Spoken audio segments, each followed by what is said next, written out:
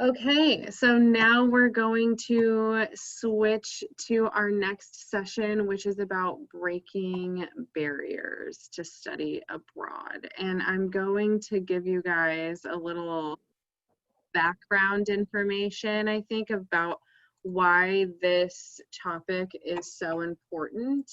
And it may be something that you guys haven't thought about before, which is that in the United States, I'm gonna try to pull up a graph. We'll see if I can get it to work here. But of course my computer is gonna be very slow. Maybe you guys knew this, maybe you guys didn't, but in the United States, about 10% or so of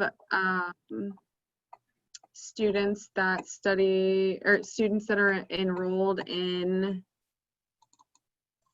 undergrad, so like you guys getting your bachelor's degrees, only about 10% of them in the United States actually go abroad, which in and of itself is a problem. But even scarier is that, so if you can you guys see this graph here? What's even more interesting or frightening about that is how disproportionately we send students from underrepresented backgrounds abroad. So more than 70% of the students that go abroad fall into the category of white, female, humanities majors that identify as like middle class. So there are less than 6% at this time of students that identify as Black go abroad, and it gets even lower if you look there at the Native American statistic, 0.5%. Multiracial students, it's 1.3% or 3.6% now in 2013, 2014. So those numbers are slowly increasing, but they're not increasing at the rate that they're still not representative of the number of students from underrepresented backgrounds that are enrolling in college. So Millikan sends a little more than the national average of students abroad. We're right about 13% of our undergrad. And we do send more students from underrepresented backgrounds abroad. We're right about 7%, but we still want to see those numbers going up. And so we've got two panelists here today, and I'll let you guys introduce yourselves, that are going to talk about their experiences. Hi, everybody. I am Dr. Onuora, or Dr. O, and I teach in the School of Education, but I also teach, I've taught several global studies courses where I've taken students abroad, and I also teach African American studies, honors courses, and Long Vanderburg Scholars courses. And I'm glad to be here. Julio. Hello, I'm Dr. Enriquez. I teach Spanish and the modern languages. I've also taught as a part of the LV program, and I have taught as part of the IN 350 Global Studies program, and I've only taken students once. I took them to Spain, and I am so happy to hear that Brianna's putting this together. So I think, so I really appreciate that. So, and I am a part of the African American Studies minor committee. So if anyone is interested, along with Dr. O, who created it, but if anyone is interested in the minor or needs more information, you can certainly reach out to her or myself. And you don't have to be of the experience to declare it. So. Awesome. Pascaline, can you introduce yourself as well? She really helped me come up with these questions for the panel. So tell us a little bit about yourself, Pascaline, and your experience with international. Yeah, hi. My name is Pascaline Muhindagiga. I am from Democratic Republic of the Congo. I am the GA at CIE office, and I am doing my MBA at Millikan University. I went to study abroad in spring 2019 in Paris, and my experience was great. Yeah. So I'll let you start, Pascaline. What is your first question for our panelists? Okay, so my first question is, how did you decide to go abroad and why?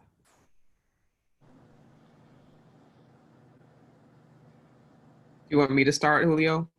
Yeah, of course. Okay.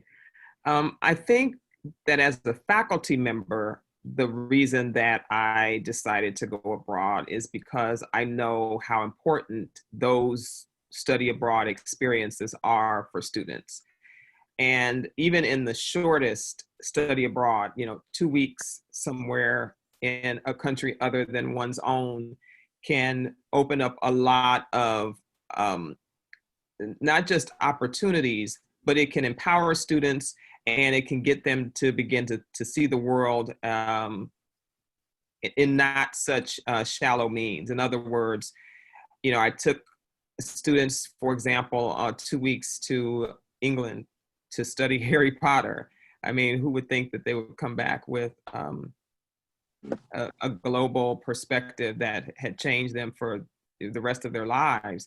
But it wasn't even in the activities necessarily that we did for that particular course as much as it was their interactions with people that they met along the way. And one major interaction with the group was with that group in particular was at a bar. They met people from all over the world that were visiting in England at the bar and began to have these real authentic conversations about world events and hear other perspectives about world events. And that just really changed their thinking about the importance of traveling abroad. Another example would be the handling of the currency in another location. You had a young lady from that particular trip that said, I used to work in a retail store, and whenever someone who was labeled foreigner came up, I was so impatient with them when they couldn't count out their currency. And I'm in an English-speaking country in England, and I can't figure out the currency. And so it made her a more sensitive person to the nuances about being new to a culture. So I think that my main reason is because I know that travel abroad provides students with an opportunity to see themselves as they fit into the world differently. Can you repeat the question just so that I don't think I still remember it? Sure. Is that how did you decide to go abroad and why? Okay. So I actually was unable to go abroad as an undergraduate student because of my legal status in the country. So it really wasn't until graduate school when I was able to. But if I would have been able to, I actually had my heart set on Rome. I don't know why, but I really wanted to go to Rome. I really wanted to go to Italy. But again, I was unable to leave the country at the time. But I was able to do that when I was in graduate school. And I think a lot of the points that Dr. O brought up were definitely some of the things that I encountered when I went to Europe for the first time in graduate school. But at a personal level, I think for me, traveling from a very young age, at the age of 18, kind of leaving the West Coast to the Midwest, I have this fear of not seeing the world. So, there's this like sense of wanting to just experience different cultures, experience different world views. I think in terms of like video games, when I travel, I feel like every country feels like a different level or a different, like just what is normal is different. And I think that can be very addicting sometimes, having that sense of foreignness.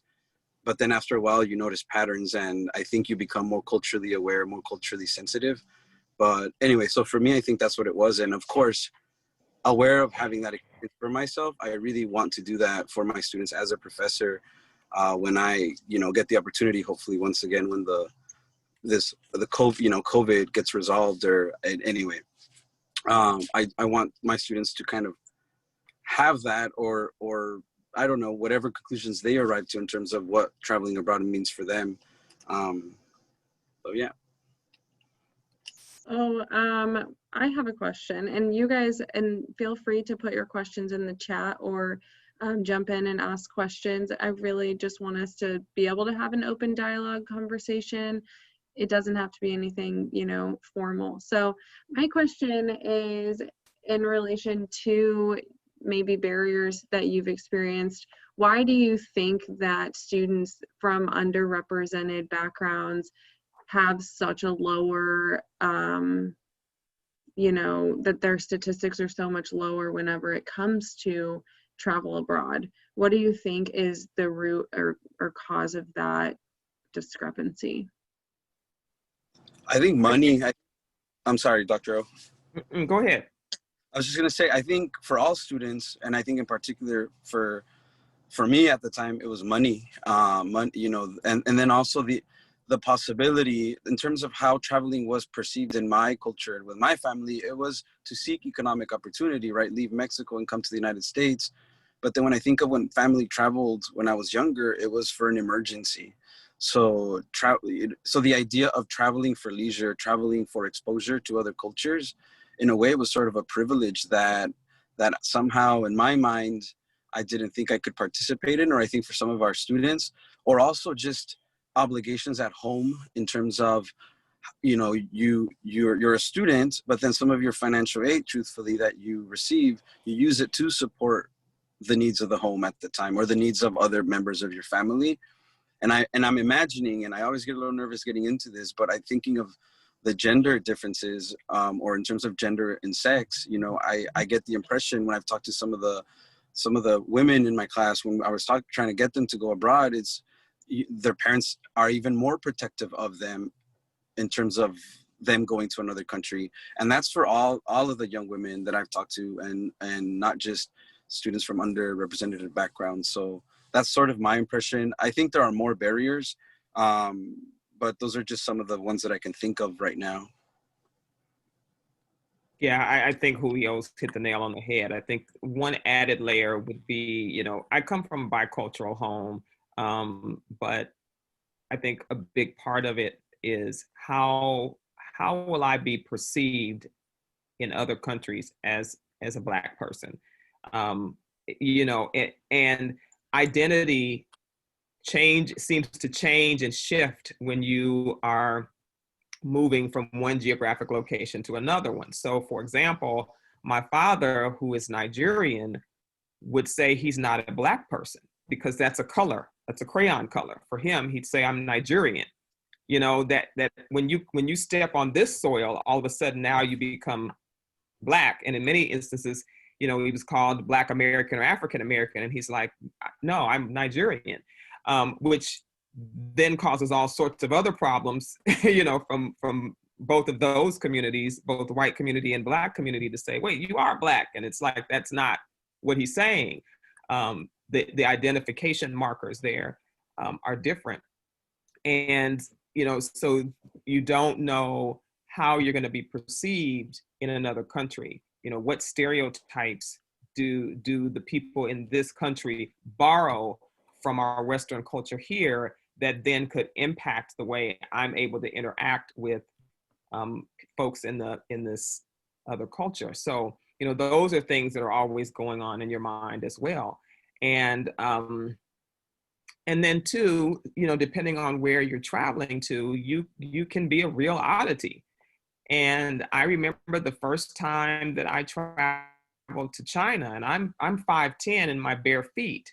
And so I was a real oddity, you know, in the location within China that I was visiting, because of the fact that I was so tall, dark skinned. And at the time I wore dreadlocks that were in the middle of my back. So people were coming up to me just out of the blue. I'd be walking around and they'd want to touch my hair and rub my skin. And I was like, what in the world? You know, but that was a learning opportunity for me to not be offended in that context. And so, you know, I think some of those are things that you know, people from underrepresented groups can wonder about. And even in England, we had one of our students who had her hair in braids, And a woman walked up to her and said, you know, may I touch your hair? And the student said, no, plain and simple, no.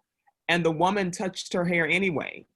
And so that was a whole deal on the, you know, on the tube. And we're like, oh my gosh, you know, we're going to jail on the first day that we're here, you know, and so I think those are some of the cultural pieces that challenge underrepresented students sometimes, is how am I going to be perceived and treated in this new cultural environment? Totally agree. What other questions did you have, Pascaline? I just want to ask Dr. O, what advice can you give to people of color, like Black people, to go abroad, because the percentage is so low for us who don't really travel and all that? Did you guys hear that? I know it was like a little bit echoey. Yeah, can she repeat? What advice would you give to students from underrepresented backgrounds that are trying to start this planning process or thinking about going abroad or going to go abroad? What advice would you give to them? That's a good one. So for me, it would, like, just thinking in terms of economic resources, I'll say this, actually, the first time I traveled when I was in high school, I got this like flyer for a leadership conference in Washington, D.C. I was ending my junior year, about to be a senior. And I talked to one of my teachers, my biology teacher, Mrs. Strella, and I told her about this, and it was like $3,000. So what I did is I talked to my parents, and they were like, we don't have any money. But then what I did is I wrote letters and sent them out to all of the companies around the area, to all of the lawyers in the area. And I actually ended up raising the money. I did car washes. I was selling chocolates. I was going to go to Washington, D.C. that next summer, you know.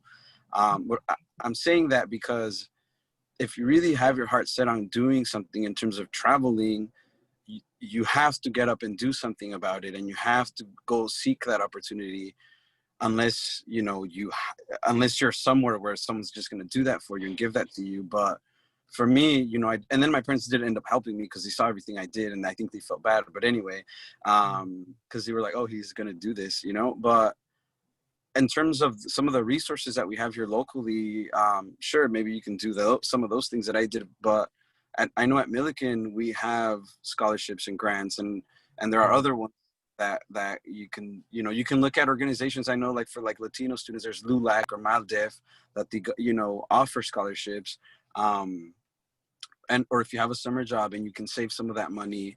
But I think ultimately, like when I think of some of my friends or some of my siblings who initially, I don't know why, there's this sense of, but I'm not going to know anyone over there, and I'm not going to be able, like, where am I going to eat, or how am I going to do this, kind of your day-to-day things. And I think once you get kind of that initial fear of exposing yourself to a new environment and kind of the potential uncertainty, I think that too is another, I don't know, I think that helps you then to just seek out ways to earn that money or find that money to be able to go abroad.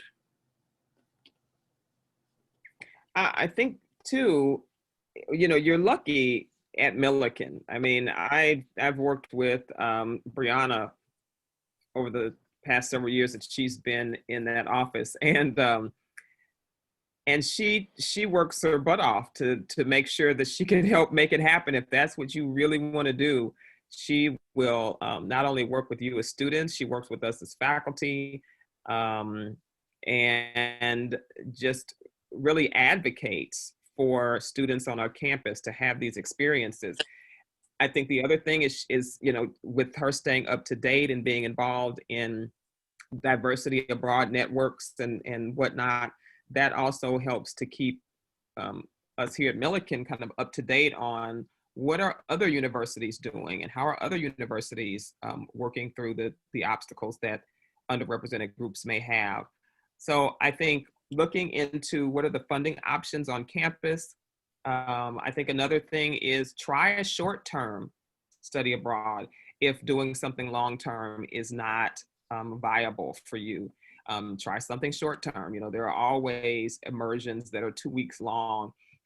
try going somewhere that, maybe you'll feel a little more comfortable before you step out into the open waters. In other words, if you're more comfortable starting out with maybe 2 weeks in the UK and then going somewhere else, that's fine. Or do something completely different than what you would expect yourself to do.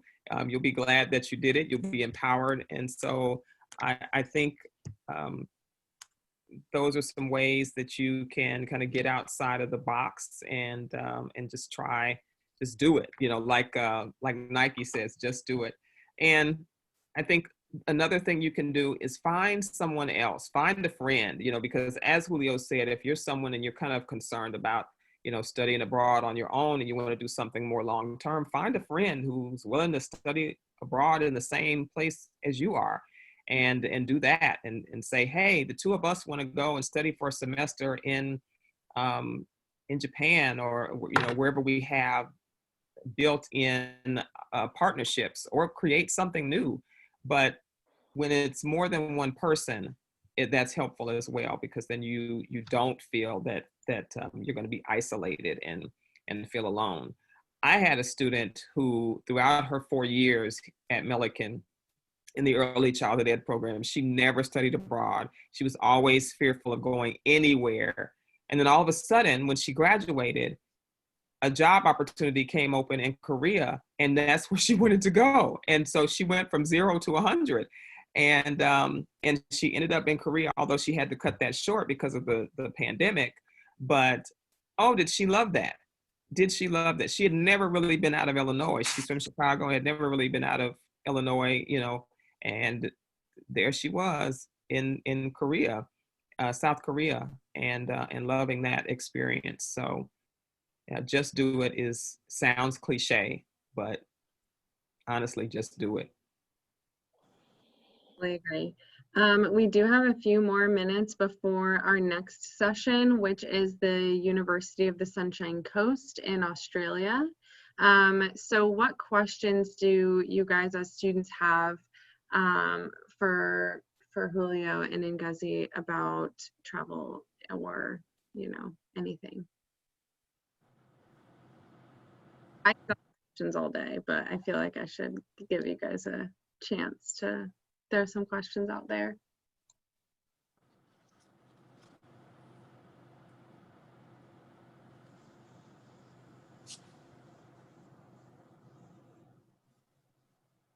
Let's do one more, Pascaline. What other questions did you have written down that you want to ask? Why do you think it is important for students to go abroad? Well, I feel like we kind of answered that question. Yeah. But another one. What were your struggle while going abroad and all that? So struggles and triumphs. So can you name like one big struggle that you had and then one big triumph that you had either while planning or actually while you were abroad? I think for me, the first time that I went abroad, I can't remember what country it was, but it was a country where English and Spanish wasn't spoken, and I had this, and it was the first time leaving leaving North America, and I freaked out.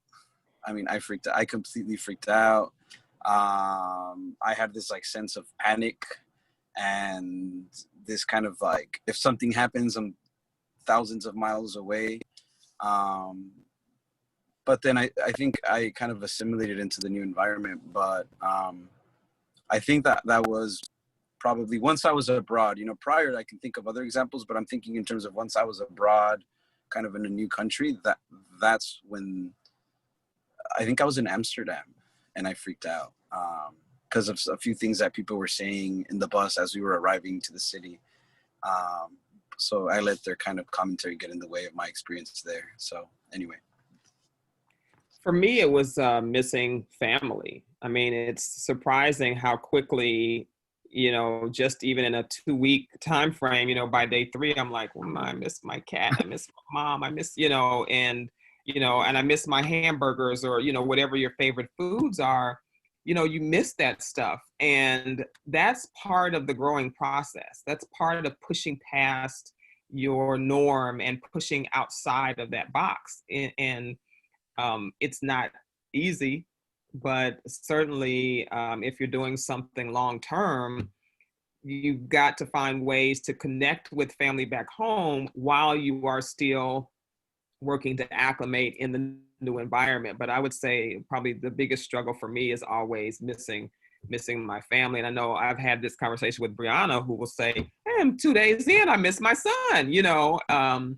To be gone from your family is always going to be a struggle. So yeah, I would say that. I would say biggest triumph is that I push past that. And then in the end, in other words, I push past it. I don't let it hinder me from enjoying that experience, because I know that at the end of that tunnel, or at the end of that experience, is something very worthwhile for me to take with me. And so that would be the struggle and the way that I overcome that, the triumph. I love it. I love it. Thank you guys again for doing this and having this conversation with us today. I agree wholeheartedly with everything. I've traveled with you, Dr. O, so I am a baby whenever it comes to leaving my family. I think it's really something that's so important with traveling abroad, is that it really forces you to live in the moment, right? Like, you can either obsess over what's happening back home and how you're missing out or whatever, or you can be in the moment of where you are. And if you struggle with that, like I do, study abroad is a really good way to get past that and grow in that area. And living in the moment is so important in so many other aspects of your life. And you might not even realize you're not doing it until you push outside of your comfort zone. So thank you guys again. We are going